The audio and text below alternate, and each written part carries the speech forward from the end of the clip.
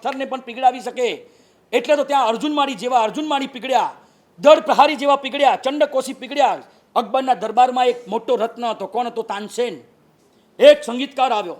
સંગીતકારે કીધું કે હું એક સરસ મજાનો રાગ છેડીશ. સામે મોટી શિલા મૂકી. શિલા પીગળવા લાગશે, માખણ જેવી થઈ જશે, આપણા ઢોકળા જેવી થઈ જશે. ઢોકળા નહીં, આપણે ખમણ જેવી થઈ જશે, એકદમ રૂ જેવી, એકદમ સોફ્ટ.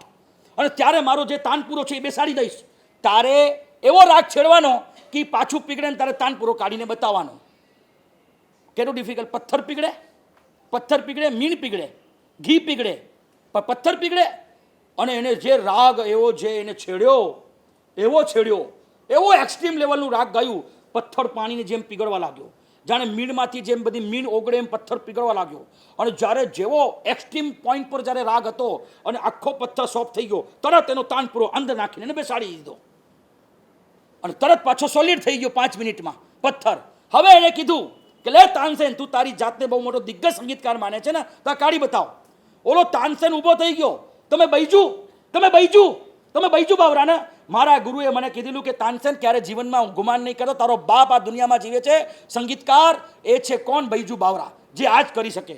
હવે એ બૈજુ બાવરા એવો કયો રાગ છેડ્યો કે જેના કારણે પથ્થર પીગળવા લાગ્યું? માલકોસ. આપણા તીર્થંકર પરમાત્માની વાણીનો રાગ કયો? પથ્થર દિલના માણસોને પણ પીગળાવે એવી તીર્થંકરની વાણી. બરાબર, બધાને કરે પાણી એવી મારા પ્રભુ વીરની વાણી. કેમ તીર્થંકરો માલકોસમાં આપે છે? માલકોસની તાકાત છે કે પથ્થરને પણ પીગળાવી શકે. એટલે તો ત્યાં અર્જુનમાળી જેવા અર્જુનમાળી પીગળ્યા, દળ પ્રહારી જેવા પીગળ્યા, ચંડકોશી પીગળ્યા, કઠપૂતના પીગળી. આ બધા કેમ પીગળી શક્યા? માલકોસ રાગ હતો. પછી એક સરસ મજાનો બીજો એક ડેમો થયો બંને વચ્ચે. આ બાજુ બૈજુ બાવરા ને આ બાજુ તાનસેન. અને બૈજુ બાવરાએ છે ને એક રાગ છે, તાનસેને એક રાગ છેડ્યો. રાગ એવો છેડ્યો કે જંગલમાં કેટલાય કિલોમીટર, 25, 30, 40 કિલોમીટરના સરહદની બહાર જંગલમાંથી એક આખું મોટું હરણનું ટોળું આવ્યું. બરાબર, એ રાગનું નામ હતું મૃગરંજની. મૃગરંજની એવું છેડ્યું અને બધા જ આવ્યા. એમાંથી તાનસેને પોતાનો હાર એક હરણના ગળામાં નાખી અને બધા હરણ જતા રહ્યા. હવે બૈજુ બાવરા કે હવે જો હું કયો રાગ છેડું છું. મૃગરંજીનો પેટા પ્રકાર એક રાગ છે. એ એને એવો છેડ્યો, એ પેટા પ્રકાર પર જેવો તેવો ગાઈ ન શકે.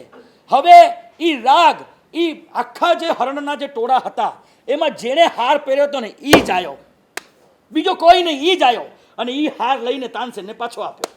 આવા મૃગરંજની રાગ. એક દીપક રાગ આવે છે. આમ દીપક રાગમાં 100 દીવા તમે આમ ઘીમાં અને તેલમાં વાટ મૂકીને મૂકી દો અને દીપક રાગ લલકારો.